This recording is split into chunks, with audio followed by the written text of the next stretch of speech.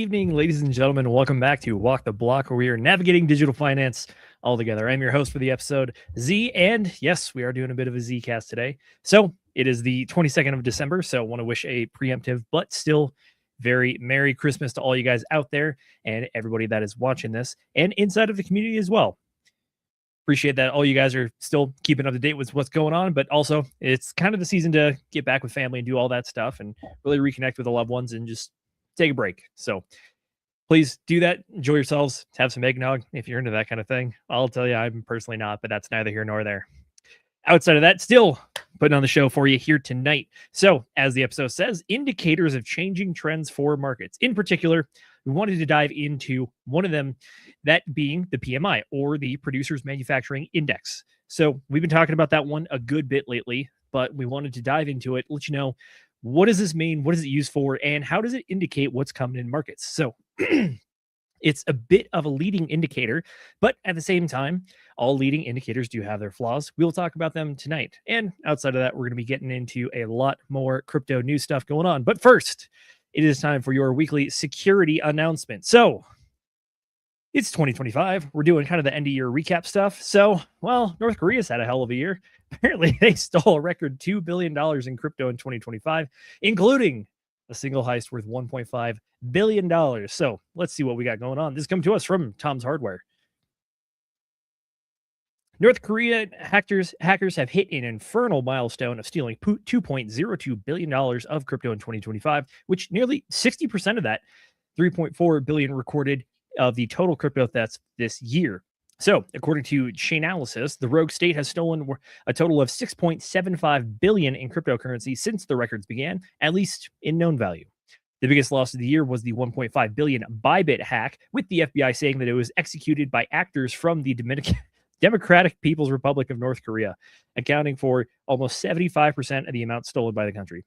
The DPRK is using operations like this to fund its coffers, especially as it reels from international sanctions. One of North Korea's techniques, pay attention here, one of their techniques for breaking into crypto systems is to have operators pose as IT professionals and embed them among employees of potential targets.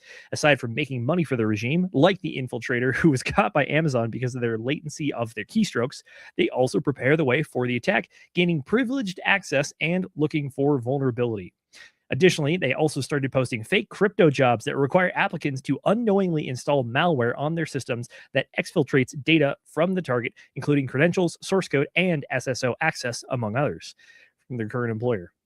Alongside this, the hackers are also targeting senior executives with purported buyout offers. They can then use their supposed due diligence actions to scan for security weaknesses and system information to compromise their wallets. All right, well, what are we looking at here? The more things change, the more things stay the same. Fundamentally, is this different than a lot of other hacks? The answer is actually no, surprisingly. And the reason for that being is the fact that, well, it's basically just getting access and pretending to be someone that you're not. So whether it's some random person on Twitter claiming to be MetaMask security, by the way, none of them are actually MetaMask IT professionals or security personnel, and they will not help you. They will only hurt you further. It's very similar. This one, granted, this is a bit of the James Bond-esque action going on where they actually implanted somebody inside of a company to gain access to their systems, and they've done it multiple times, by the way. So is there a level of effort here that is a lot more than your average scammer over the phone? Yes, absolutely. But at the same time, the principles still remain largely the same, which is that there are certain things that only come between yourself and God, and that is your seed phrase. A little less than that is actually access to your main systems or being an administrator on those systems with access to all that stuff. This is where we get to the malware style infiltrations. It's pretty much injecting something that gives them access to the thing that you're trying to protect, or it's them pretending to be someone that will then gain access because you give it to them because you think that is someone who needs that.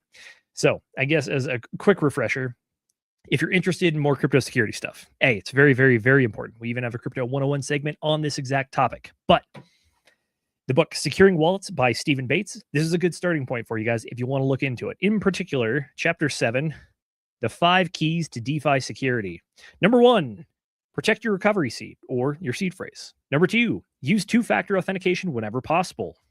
Number 3, I will confirm websites, apps, and people before I interact with them. Number 4, I will only approve wallet transactions that I know what is getting ready to happen. And number 5, I will plan and use concentrated risk management techniques for my tokens. If you follow these 5 principles, guess what? Odds are you're not going to end up on the record list or the Hall of Fame for North Korea and their biggest losers. Pretty much protect your recovery seed. Yep, that seed phrase is the only thing protecting your crypto from people trying to gain access to it. Two-factor authentication. This is one thing that can help prevent people from getting a bit of information like a password or something and then gaining access. If you add two-factor authentication, you're adding another layer there, meaning that not only do they have to compromise one device, but possibly another. Are there ways to get around this? Yes, there are. But at the same time, it's still a pretty good method as well. Number 3, confirming websites, apps, and the people you interact with before doing anything with them. That's probably the biggest one right there. A lot of what we see is kind of just people pretending to be people that are not. And, well, that's what you get. So always verify what's going on. And even when you do verify, keep in mind, number 1 was protect that seed phrase. So even if they're verified, they still really should never get that stuff. Again, though, I guess we do always say it. Nothing we say here is financial or legal advice, but a little bit of security advice, because guess what?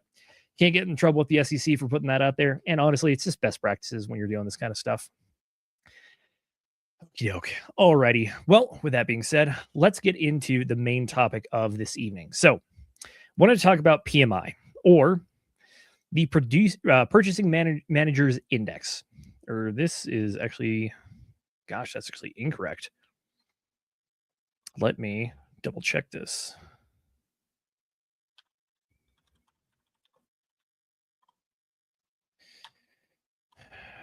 I'm going to be really embarrassed if that's actually what it is. And I've just been calling it wrong. I think it is Purchasing Managers Index. All right, fair enough. So coming to us from Investopedia, we're going to use this article to help walk through what's going on here. Okay, what is it? It is a monthly Purchasing Managers Index for manufacturing sector. There you go. It's from the Institution of Supply Management. There we go. A nonprofit supply management organization. They also tally a monthly PMI for service sector and hospitals. It's a diffusion index that summarizes whether market conditions are expanding, staying the same, or contracting as viewed by purchasing managers. So, in general, at the end of the day, you're going to get a number. That number is going to be anywhere between 0 and 100. In reality, it doesn't really go anywhere below 40 or above 60. It kind of stays right between that range. But the main thing about this one is that you care about whether it's above or below 50, and that really tells you what's going on. So, what makes this up?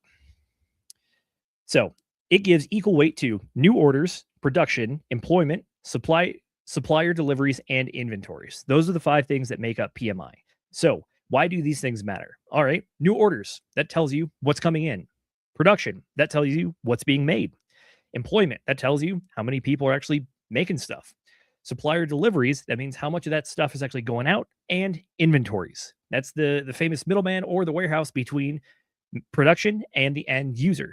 That can give you a good snapshot of what's going on in an economy if you know what direction all these are trending. And the reason that I say this is a leading indicator is that, keep in mind, this index comes out on a monthly basis. It also takes into account all these different things, which are not instantaneous because it's real world goods. So that means that things take time.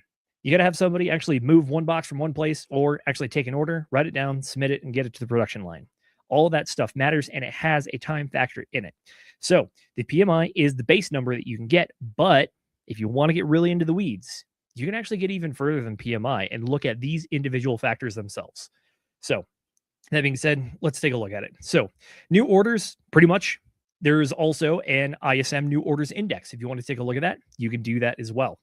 Durable goods, new orders. These are X-Transport. And regional fed new order surveys. Pretty much what happens is you can do surveys to get this stuff. You don't have to have the data from the people themselves, because, well, businesses aren't too keen on giving that out. But since this is a reputable organization that is a nonprofit and they have good relations with a lot of industry, they're able to get this information. The inventory cycle. This is a big one, actually. So if you have a lot of inventory, it means you're not shipping out a lot. If you don't have a lot of inventory, it means you either didn't order more or the inventory is going out the door faster than you can restock it. What this does is it sends signals that you need more stuff. If you need more stuff, production's got to go up. Additionally, financial markets and conditions. Here we go. You thought we were getting away from it on this one, but we're not. Federal Reserve balance sheet trend, aka quantitative tightening and slowing. It factors into the cost of money and what's going on with how much it costs to borrow money now and pay back more later. If money is cheaper, people are more willing to take on additional investment or risk, per se, in which case they're actually willing to expand the business and get more money flowing through the system. Therefore, it kind of spits more money off that flywheel once it's going. That's the general idea behind that. Employment, pretty self explanatory, goes right along there with all the production stats. And that's pretty much it. So you might be asking yourself, okay, this is an interesting idea, but why does it matter? Has it actually worked before? Well, to answer that question, yes, it has. So let's flip over to traditional markets for a second here. This is a very zoomed out scale, by the way, but this is still the S&P 500 in the yellow line and the PMI, or the Purchasing Managers Index, in our blue or turquoise line there. What you can see is that, again, this thing really doesn't change. The highest we really ever see it is about 60, 61. Lowest we've ever seen it was 34, but typically stays above 40. That 34 number, you can probably guess what it is. Yep, that's the 08 recession right there. So key factors that we're looking at here. Number one, let's look at the 2009. We just mentioned it. Okay, this is a leading indicator. So theoretically, what we should see is that one of these starts to flip the trend before the other does. Okay, well, let's look at this. Zoom in a bit. Our bottom happened in February of 2009. Well, the bottom for the PMI actually happened in December of 08. 2 months. That's about the expected lag time for industry to get things going. So yeah, that checks out. At that point, was it above 50? Absolutely not. We're down at 34. But the overall trend changed and we ended up getting to 50 right here in about 2009. At that point, recovery is starting to happen. Granted, we're nowhere near all-time highs of previous, but at the same time, things are starting to move again. And well, if we're in the investment world, we care about growth. So theoretically, this could tell you to get into the market if you're using this as one of your many indicators that you're trying to use. Alrighty, next one. 2016. This is when we had a global growth scare, actually. So 2016, come over your charts. It's hard to see it on the S&P 500, but it's still technically there. Had a bit of a high in July of 2015, dips down, and then recovers about a year later. During this time, we did see the index move from 56 all the way down to 47. At the same time, though, our bottom is either right here in this little gap. At this point, we do bottom out as well, and it starts moving back up. So this is the S&P 500, is largely companies inside of the United States as well. So the global side of this doesn't impact it as much, but at the same time, we are in the internet age and all the markets are tied together. But what you can see is that, oh, we have a scare about things turning down. Well, PMI actually just turned back up, went back above 50. Things continue as planned. Okay, makes sense. Now let's go to the infamous one, the one that we're all probably tired of talking about, the old dip of March 2020, aka the COVID dip. Well, if we look at it, we bottomed out in March of 2020. We also bottomed out April of 2020 for PMI. So at that time, everything was very much up in the air. But at the same time, though, the index actually started changing based on all of the factors going on inside of it. People starting to order more, inventories running out. That was a big classic one for that time period. I'm looking at you, toilet paper. But it immediately recovered back up above 50. And then right after that, it's off to the races. Okay. Pretty much 1 year later, we get the opposite case. What are we looking at? Well, we had a top here at about, 65. Okay, this is, again, a leading indicator. Granted, this time it leads a lot more than the S&P 500 did. We officially topped out in December of 2021, but around this time in March of 2021, that's when this topped out, starts to flatten off, and then we see it drop off a cliff here around December of 2021, right when the top is. So we get a top, but it's still positive. So things are still being produced. Line go up effectively, but drop below that 50, and well, that's where things come back down again. Let's go to present day. Now what we're looking at is a situation where this one's actually a head scratcher. And this is the big question and arguably one of the biggest detractors about what you could argue against PMI. So PMI has been largely below 50 since January of 2023. We've gotten up there and we've touched that 50 line, but pretty much we've stayed between 46 and 50 this entire time. And yet lines still go up for S&P 500. Okay, what's the base case for that? Well, there's really one big argument, and it's an argument that I know we're getting a little tired of talking about, but that's AI. AI was released around this time, and since then, we saw not just this duo of graphs, but many other duos of graphs go up. Largely, the unemployment or the jobs growth and the S&P 500 pretty much deviate at that point and start going separate directions. This is no different, which indicates there may have been a fundamental shift in the economy that renders this maybe not as accurate, not going to quite say invalid, but less accurate. So, because of that, this is arguably one of the big points that you can throw against PMI to argue why it's not a good indicator anymore. And believe me, we've been having this argument with a lot of a lot of other indicators that we've been using for the crypto world as well. Traditionally, our top indicators like Pi cycle top indicator, MVRV, that's market value realized value index, and a handful of others, including the famous rainbow band as well, which has Fibonacci levels on it. So, at the end of the day, well, let's go down here. Who uses this? Corporate managers? Yep, you got to run the. Sorry. All right. So who uses PMI? Corporate managers for one. They're in the business. This measures business. Suppliers. They're also in the same business, just on the other side of the coin. They're not making, they're buying. And then they're also selling and shipping as well. And then lastly, what's this? Investors. PMI is a leading indicator of economic conditions. The direction of the trend in the PMI may signal changes in these estimates of economic activity and output, such as GDP, industrial production, and employment. So, was this a bit of a roundabout way to say that, yeah, the thing that we've been tracking tracks the overall economy? Overall economy, we believe, is largely tied to Bitcoin, especially now that TradFi has gotten into the crypto space. I would argue definitely yes. The reason that I say this is, well, the data shows it. The correlation between the S&P 500 and the Bitcoin price has actually become stronger over the years, and especially so in this last 4-year cycle, if we're still going off 4-year cycles. But if you've been following the channel for long enough, you know that, well, the reason we're not saying that the top is in, but we're saying that there's a possibility the top is in, is because of the 4-year cycle. PMI is one of the main indicators that we're looking at to really highlight the idea that this time might be different. And it's not just saying this time might be different based on vibes. It's actually being able to point to a lot of things looking at the markets going on. Largely big inflation spike, and then Federal Reserve had to clamp down on interest rates, making money tight for a long time. Tighter money means less investment. Less investment means investment in everything, and including Bitcoin, which is the most risk-on asset according to traditional finance folks.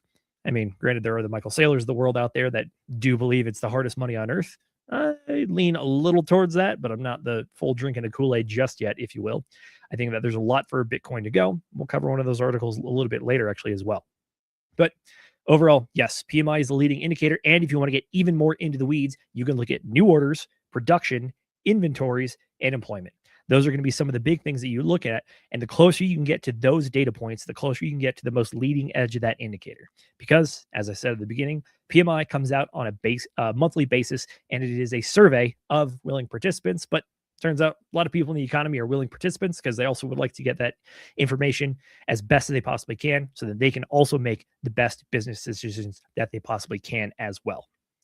Alrighty, fair enough. Excuse me as we take a quick break.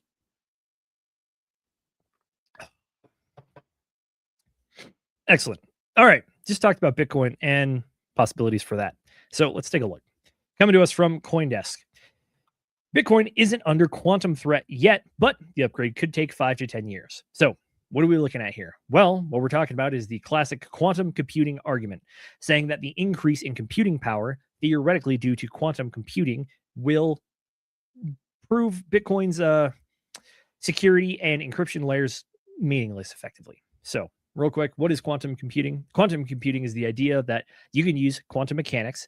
Basic idea on this is that atoms kind of have a direction to them. And if you know the direction of that atom, you also know the inverse direction of that atom or the polar opposite.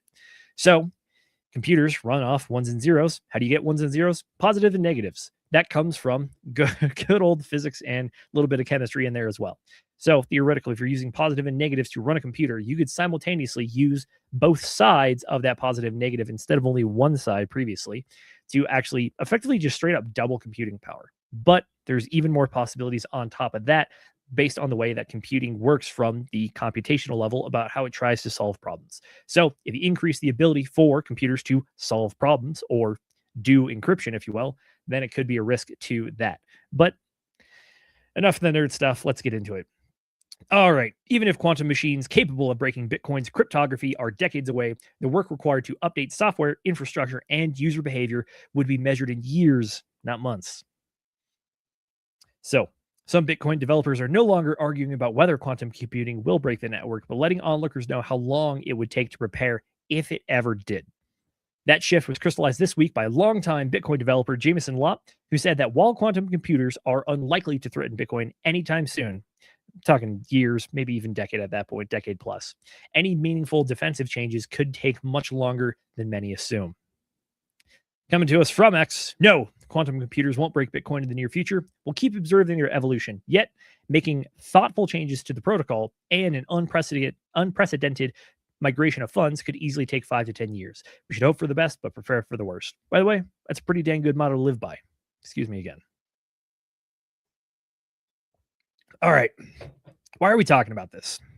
This seems a little bit old hat, but it ties into kind of the overarching narrative that we've been talking about here on the channel, which is that crypto's getting in, or excuse me, TradFi is getting into crypto. And well, because of that, a lot of money's coming in. So at this point, we kind of want to know what they're thinking about, what they're doing, and why they're doing it. So here we go. This discussion matters because Bitcoin's value increasingly depends on long-term confidence. As more institutional capital treats Bitcoin as a multi-year holding, even distant technical risks can influence allocated decisions and shape how market prices uncertainty. Lopp's point was less about whether Bitcoin survives quantum computing and more about how much time the network would actually need if it ever had to respond. His comment reframed the debate away from immediacy towards logistics.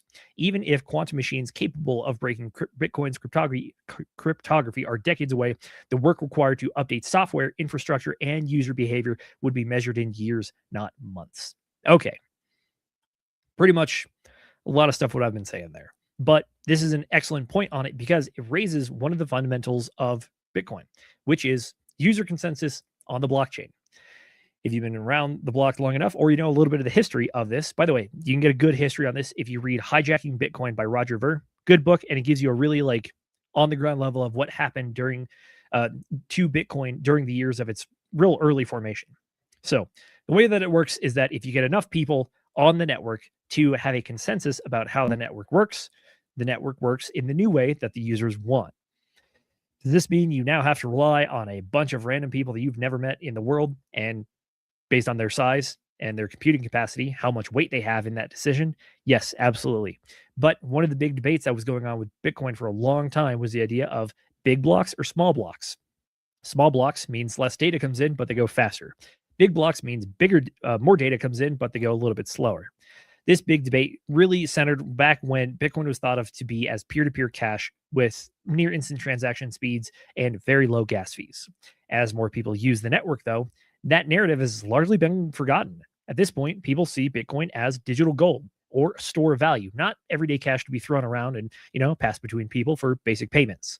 So something like quantum proof encryption, that would require a network upgrade. How do you get the network upgrade? Well, you got to get everybody to agree on it. And as a result, it might also mean that the computing power required to do so goes up.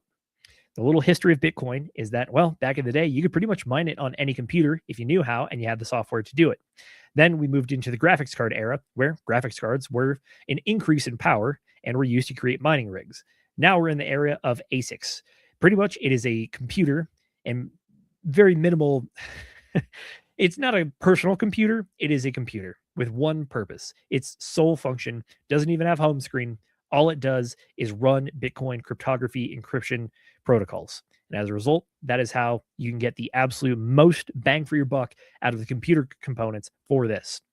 The ASIC game has changed everything, and pretty much the vast majority of Bitcoin mining is done on ASICs and ASIC farms, basically giant warehouses of ASICs, and it requires a ton of electricity. This has pushed the average person out of the market, and in one sense, this is actually potentially a threat to centralization, meaning that it could scale to the level of difficulty and computing power required and electricity required.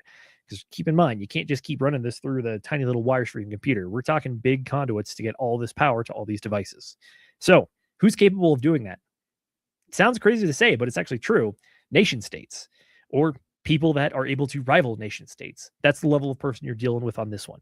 So hear me out. Bit of a tinfoil hat conspiracy theory here. Bitcoin could get to the point. Mining is difficult. Only big players left in the game. at that point, it might be easy enough to get collusion between those people to come to a consensus on the network about how they want the network to run, in which case they could actually make the upgrade. So logistics, yeah, logistics are a big issue. You got to get the people ready for a potential upgrade if their current systems cannot handle it, or you got to get enough, you got to crowd out the market enough to get to the point where the people that are still in it are all the ones that are willing to make the upgrade, in which case it's easier to do so. But then you kind of get to the centralization issue, which DeFi folks and the Bitcoin natives, not too thrilled about that possibility, but that's neither here nor there. To get back to the moral of the story, what we're looking at here is that Bitcoin has shifted to long-term holding focus instead of daily cash transactions. And the people that are really looking at that are the people that are most risk averse and the most trying to get gains out of large positions, even if it's only 1% to 2%. But if you're trading $1 billion, that's still about 10 million or 20 million, depending on how the math works out for you. And that they're absolutely willing to chase. Those people would be TradFi. Those are the folks that came into the market recently. So I would not be surprised if we look at those guys throwing around their weight even more. So as a person on the ground, what can you do about it? Keep an eye on the trends, look at what's going on, and try to make the best decision that you can in the moment for yourself. At the end of the day, we are all responsible for the decisions that we make, especially considering these are financial instruments. And I think it's something to take decently heavy. Take yourself lightly, but take things you do seriously. And I think this is no exception to that. Alrighty, another one. I know. Call me TradFi guy, but this is what we do around here. Coming to us from JP Morgan, they had an article over on Blockchain Reporter talking about what they think are going to be some of the top coins coming up in the future. They said Deep Snitch AI, Canton, and Aptos. I care less about that. I care more about this right here, coming from JP Morgan. On December 19th, they made crypto news once again, when its analysts predicted that stablecoins would grow to a $600 billion with a B dollar market cap in 2028. So we're about 2 years away from that. So not too far off, but still a good amount of time. They noted that while trading demand was still the dominant driver for their adoption, payments would take precedent in the future. In other words, while stablecoins like USDT, Tether, and USDC from Circle are used today mainly as a swapping instrument for other cryptos, in the near future, they will be used to pay for goods and services. So less of that unfortunate intermediary you have to go between your dollar and a Bitcoin or an Ethereum or any other coin that you want. Pretty much they're saying that no, those things are going to be the ones that people use every day, and fees will be collected from those to help keep the networks going effectively. So sooner than expected, crypto news might be more about payment apps than cryptocurrency developments. Hear me out. I think that this is a very real possibility for the future. Right now, we're very much so, in my personal opinion, in the innovation stage, which is that people are pushing the technology. We saw Bitcoin, which was peer-to-peer, anonymous, trustless cash transactions effectively. Then we went to Ethereum, which actually created a smart contract on chain. Now we're actually getting into DeFi projects and entire DeFi chains themselves.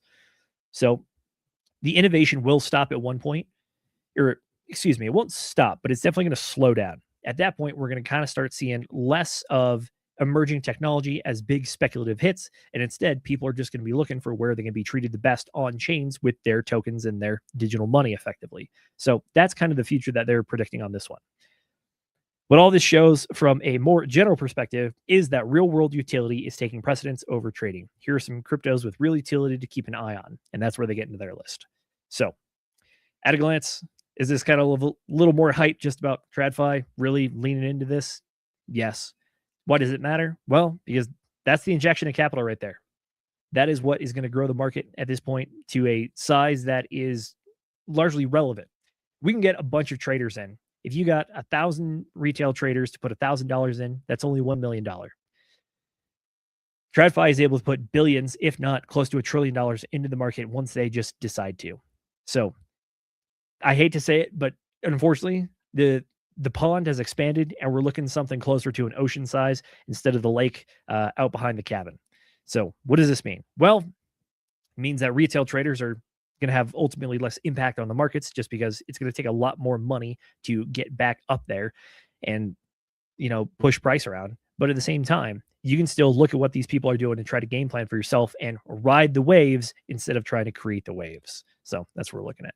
By the way, got a good buddy, Dr. Alan Chen of Your Health Unplugged. He says, "Sup, Z, I finally understand why the show is called Walk the Block." There you go. You caught it. You can thank Agent J for that one. He was the one that came up with the name, and big hats off to him for that. There you go. We're walking the blockchain, if you will. Excellent. Alrighty. Not quite TradFi, but someone who is actually TradFi sized. Good old Michael Saylor's back in the news. So Michael Saylor is famous for buying Bitcoin, but this story is actually a bit of an opposite one. Strategy, his company, boosts their cash reserves to $2.2 billion, pausing Bitcoin purchases. Okay, let's see what's going on. Short article, by the way. Strategy increased cash reserves it maintains to support the payment of dividends on its preferred stock and interest on its outstanding debt, and didn't acquire any more Bitcoin last week. I know, hear me out. We had 7 full days of Michael Saylor not buying more Bitcoin, and it makes a headline. That's how famous this guy is for buying Bitcoin. It held $2.19 billion in US dollar reserve as of December 21st, up from $1.44 billion. So about $700 million going into the, $800 million going into the coffers there. Filing showed no Bitcoin purchases for the period of December 15th to the 21st. This leaves aggregate Bitcoin holdings at 671,000 Bitcoins, purchase price of $50 billion or $74,972 per Bitcoin. Hear me out. If you've been in the crypto game for a while, there's a good chance you have a better average purchase price than that. But at the same time, this is arguably one of the number one people in the space, and that's their average cost. Which at the same time, though, we're looking at right around 90K Bitcoin as we speak. So, hey, still in the profits, but theoretically, come bear market, that could turn downside. And by the way, that has been one of the big speculation stories for a while, which is what happens to their new company when they're technically underwater. I personally happen to think that the answer is nothing. Michael Saylor's been very clear on this stance. He's never selling. You're going to have to pry those Bitcoins away from his cold, dead hands because guess what? He's not giving away those keys. And yes, Alan, you're right. Michael Saylor, there is no second best. He is Bitcoin man himself, and it's why he calls it the hardest money on earth. But at the same time, though, I did still get a good little chuckle out of the fact that Michael Saylor not buying Bitcoin for 7 days is a headline. But that's pretty much what you get when we're coming up to the part of the season that we're in. So real quick, before we get out of here, just want to give you guys a quick market update. So currently looking at $88,000 Bitcoin. What's been going on lately? Well, we've been in a bit of a range, and it is arguably a channel towards the upside, meaning that we're getting higher lows and higher highs as well. Pretty much we're on day 31, now day 32 as the show ticked over, of the cycle. As it stands right now, RSI, or the relative strength indicator, we're sitting at right around 45, and our average for it is right at 43. Thing I like to see right here is that our RSI is matching market structure, meaning that sentiment is also increasing as the market is increasing. So higher lows on both the market prices, but also RSI. I like that. It means that we're building up from there. Big thing, though, is our 20-day moving average dropped back down to low it. We've tested it a few times, tried peaking above it yesterday, but was not able to break through and close above it. Right now, all the indicators are kind of pointing towards the downside in the short, medium, and slightly in the long term. That's what we're looking at there. So there is a distinct possibility that, like I said at the beginning of the show, for four-year cycle, folks, yeah, the base case is there. Theoretically, we did have our top at 126,000. I happen to think that would be a very, very, very low top, especially considering the amount of money that has come in this cycle. So because of that, all the other fundamentals going on surrounding overall market conditions, cost of money, Russell 2000, cost of gold, silver, all that stuff, I think things are showing that there is a very real possibility, especially if the Federal Reserve starts going into quantitative easing in the next couple months, that we could see one more spike before we see what happens to the overall trend and what kind of new cycle we adapt into eventually. But in the short term, yeah, it's Christmas time. That means everyone's taking a week off or 2 weeks off from work effectively. Does that mean the markets are stopping? Answer is no. Crypto's 24/7, baby. Keep that in mind. At the same time, though, is it possible to have a Santa rally, the fabled Santa rally where Santa Claus comes in and drops off green candles? Yeah, it's possible. If we saw that, it would definitely be a bit of a trend correction. But at the same time, though, based on what we've seen, I think there's a very solid case for the fact that this right here could be the bottom for our local cycle going on or local momentum going on. Because keep in mind, everything was ripping up until we had the old October 10th flash crash, and then we had trade wars, and then we've had continued FUD on the market. So What we're seeing right now is Michael Saylor buying in the last 7 days? No. But we have been having reports that large scale or medium scale Bitcoin holders have been getting back into the markets. We recently did cover a story probably a few weeks ago about how longtime holders and medium-sized position holders were starting to exit positions. We went all the way from 15,000 Bitcoin down to 12,000 Bitcoin, or 12,000 Bitcoin for these kind of positions. Instead, we've crept right back up and we've actually surpassed it. Now those holdings are back above that 15 mark, or I believe it's 15 million. And that to me indicates that large size players or people pretty much able to put in over $1 million at a time for a Bitcoin holding position are buying it back up again. And well, if you look at the charts, really can't blame them, because $88,000 Bitcoin for something that literally 2 months ago was $126,000 and is only getting more institutional adoption and long-term stability. I think it's a bit of a screaming deal. Granted, it's nothing compared to where we were pretty much all of 2024 and all of our bear market before that. But at the same time, though, can't go back and get those past prices, which, yeah, it's unfortunate. Everyone would have the genie wish for them to send a note to themselves back in 2011 saying, hey, buy Bitcoin, don't sell. And well, if you did that, you'd be a very wealthy man. Fortunately, that's fantasy land. We live in reality. So please build your strategy, understand what's going on, and understand the markets. Additionally, Ethereum sitting right around $3,000, very similar structure as well. Let's take a peek over at Solana. Bit of a different structure, starting to break down there a little bit, creeping down towards and a little bit past that 120 level. That was an absolute concrete floor for a lot of the market up to this point. But this is kind of what we're seeing going on. A lot of tokens outside of pretty much Bitcoin and Ethereum are bleeding off more as Bitcoin continues to kind of just sit right in this 85 to 92K region. So if we can see a move out of that, odds are we'll see a lot of the market start recovering as well. If you can't do that, odds are, well, altcoins and stuff are probably going to keep bleeding. And well, if 4-year cycle truly is in and the top is in, well, that means that downside is expected. So you got to take it as the balance of probabilities for yourself to understand what's going on, what you want to do, and how you can best set yourself up. If you're looking short term, the question of the game right now is 4-year cycle theory versus extended cycle theory. If you're looking at something longer than that, the question you ask yourself is, do I care if price goes down? Or do I have a strategy to keep buying if price does go down? Because the assumption is, guess what? We're probably going to get new all-time highs sometime in the future, and we'll continue to do them for many, many years to come. So if that's the name of the game, it's a bit of a different strategy and a different approach. So that can lead you to different answers about what you're trying to do at the current time, but theoretically, they will be the right person for the individual. Excellent. Alrighty, folks, we are going to be doing a little bit of a smaller show tonight, thanks to good old Zcast, and I can only talk for so long, even though I do love to go on some soapboxes. But folks, if you want to keep the conversation going, head on over to walktheblockndf.com, find our membership tab, and inside of there, you can find the link to sign up. Inside of there, you can find the ongoing chat, excellent Q&A. If you have anything you want to ask us, we are open books. We are here to try to help teach as many people as possible. Inside of there, you're also going to find the content library of all of our past exclusive live streams that you can only find inside of the Telegram. And if you're one of the people in there, we care about you guys a lot, and you actually do influence the direction of the show, and what you want, you will get on top of what we've already planned for you guys. But we'll try to incorporate that and make sure we're meeting both things, trying to give you what you want and trying to lead you a little bit on the path as well to create what is effectively a great onboarding tool to get people into crypto and get going into their own research so they can share it, fact check it, and peer check it with other folks and come to the best conclusion. So we like to say that the waters get rough, so don't sail through them alone. Come join us as we navigate digital finance together, private mentorship, exclusive live streams, Q&A. Go from beginner to intermediate to expert with us. When we all work together, we can all win together, baby. Alrighty.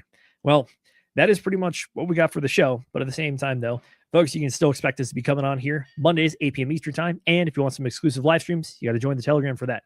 But outside of that, hey, holiday season again. I hope you guys all had a fantastic holiday season. I am a Christmas celebrator, so I'll give you a Merry Christmas and a cheers of the water here. But also, I hope you guys have a great time at home. And guess what? I plan on playing golf even over Christmas. And the answer to that is simulator, as I'm traveling back up to Washington. So ski season got rained out, and it also means that everything else is also rained out, but it's nice and dry, sunny, and 72 degrees inside of the golf simulator, which is where I will be. But outside of that, yes, we'll be back next show. We are looking at the 29th of December. So going to be ringing in the new year a little bit early. And the game plan for that one is we want to do a bit of a recap for 2025 and look at what exactly has been going on try to make some sense of it, and then at the very end, try to give a little bit of a prediction for what we expect to see in 2026. So, with that being said, ladies and gentlemen, I want to thank you guys all so much for joining in tonight. Special shout out to you, Alan. Merry Christmas, good sir. Hope you're having a good time and having some good travels. That man travels a lot, by the way. Excellent. Folks, once again, thank you so much for joining. Merry Christmas to all, and to all, a good night.